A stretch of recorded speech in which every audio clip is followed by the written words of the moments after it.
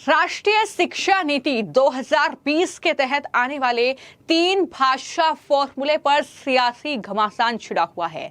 अब इस मामले को लेकर आंध्र प्रदेश के मुख्यमंत्री और एनडीए में सरकार के साथ ही चंद्रबाबू नायडू ने बड़ा बयान दिया है। उन्होंने कहा है कि स्थानीय भाषा मातृभाषा बहुत जरूरी है। तेलुगु, तमिल, कन्नड़ पर कोई समझौता नहीं, लेकिन हम उत्तर भारतीयों के साथ घुलने मिलने के लिए हिंदी क्यों नहीं सीख सकते हैं। ये करारा जवाब जो है वो आंध्र प्रदेश के मुख्यमंत्री की तरफ से दिया गया है।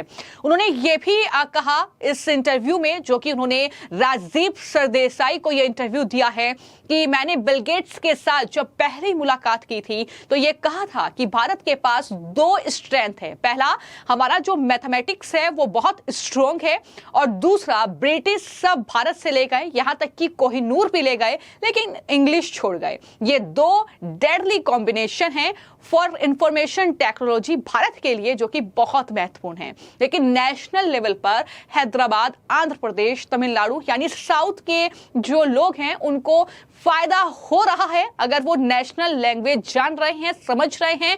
वो अगर दिल्ली में काम करने के लिए आते हैं तो जाहिर तौर पर उन्हें इसका फायदा होता है। तो जितना कि हमारे लिए लोकल लैंग्वेज जरूरी है, उतना ही नेशनल लैंग्वेज भी जरूरी है।